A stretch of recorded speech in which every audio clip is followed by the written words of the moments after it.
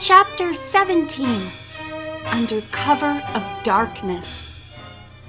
Nancy Drew dressed herself in garments that would resist the rain, and then removed her flashlight and pistol from their hiding places.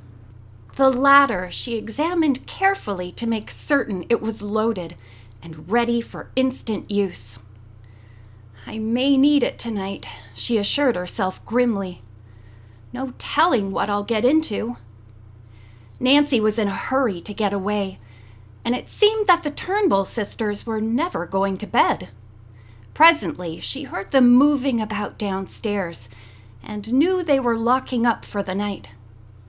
After an interminable wait, they came upstairs and went into their respective rooms. A half hour more, and the house was quiet. "Now is my chance," Nancy thought. "If only I can get out of here without being heard." Hastily slipping into her slicker and pulling a tight-fitting turban over her curly, bobbed hair, she picked up her flashlight and revolver. She opened the bedroom door and listened. All was quiet. "I feel like a ghost myself," Nancy chuckled as she tiptoed past Rosemary's room. The floor creaked alarmingly, and she paused, fearful lest she had awakened the Turnbull sisters. She did not wish to frighten them, and neither did she wish to explain why she was prowling about at such a late hour. Apparently the noise had not been heard, for no sound issued from either bedroom. Rosemary and Florette were both sleeping soundly. After a hesitating moment, Nancy cautiously crept on down the stairway. She groped her way down the steps, and upon reaching the drawing room, turned on the flashlight. Quietly, she made her way to the front door. As she had expected, it was locked. She felt for the key but did not find it. Surprised, she flashed her light full upon the lock. The key was not there. "Just my luck," she murmured. "Rosemary and Florette must have hidden it somewhere." Softly, she moved through the house to the kitchen and tried the back door. It also was locked, and the key likewise was missing. "Now I am in a nice mess," Nancy told herself in disgust. "There's no hope of ever finding the key. I'll have to go through a window."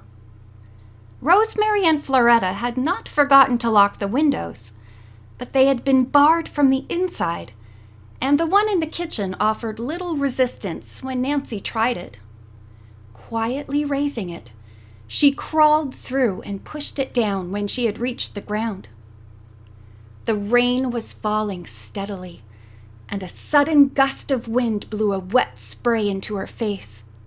She did not mind. The blacker and stormier the night, the more effectively it would serve her purpose. She did not light her flashlight for fear of attracting attention to her movements. Splashing through the mud and water, she tried to pierce the darkness. She could see only a short way ahead, but she knew the exact location of the other house and headed for it. Her heart began to beat faster as she contemplated the adventure before her. If all went as she planned, she hoped to solve the mystery of the Turnbull mansion before she returned. As the outlines of the other stone house gradually emerged from the murkiness of the drizzly night, she experienced a sensation of dread. The night's work was not going to be pleasant. Of that she was sure. There was something about the house which seemed sinister. Through the mist-like rain, the rays of a light in one of the lower rooms shone forth, as if in a half-futile attempt to pierce the gloom, while the rest of the house stood dark and somber. So this was the home of Nathan Gombet, Nancy ruminated. She could not help but feel that the dark, uninviting aspect of the structure provided an abode singularly in keeping with the sinister character of its master. As she stood in the shadow of the tall maples which surrounded the house, she was uncertain what course it would be wisest to follow. She did not wish to blunder into danger, and she especially dreaded an encounter with Nathan Gombet. Yet, if she accomplished anything, she must enter the house, and it must be done this night. She squared her shoulders and stepped forward. At that very moment, the front door of the dwelling opened. Startled, Nancy retreated behind a tree. A man came out of the house. Unmindful of the rain, he stood for several minutes with his face turned in the direction of the Turnbull mansion. It was Nathan Gombet. Nancy recognized him as the light from the window shone full upon his face and clearly defined his features. The stoop of his shoulders was unmistakable. She crouched behind a tree and waited. What did the miser intend to do?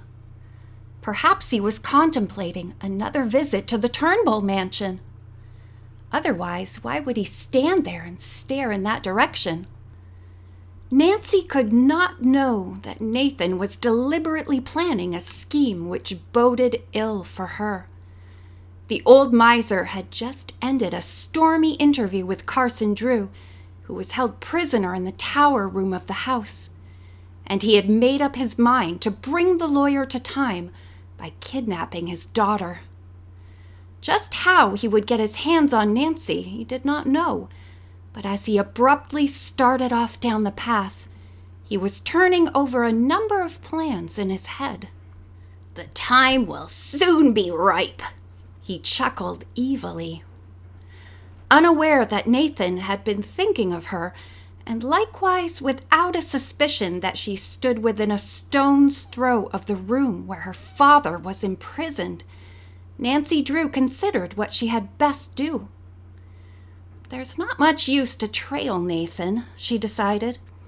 After all, he may not visit the Turnbull house, and this will be my only opportunity to visit his house. It was pure luck he left just when he did. Hesitating no longer, she moved on through the rain. Once she glanced back over her shoulder, but Nathan Gombet had been swallowed up in the darkness. Cautiously, Nancy approached the old stone house from the rear.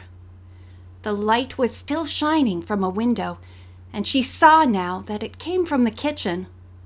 The shades were up, and as she drew closer, she was able to peer in. A fat colored woman was washing dishes at the sink, her back to the window. She must be the servant Rosemary and Florette were telling me about, Nancy guessed. I never saw a more surly-looking creature. She looks positively vicious. Nancy Drew was disappointed, for with Nathan Gombet gone, she had hoped to find the house deserted. The presence of the colored woman made her mission a very dangerous one.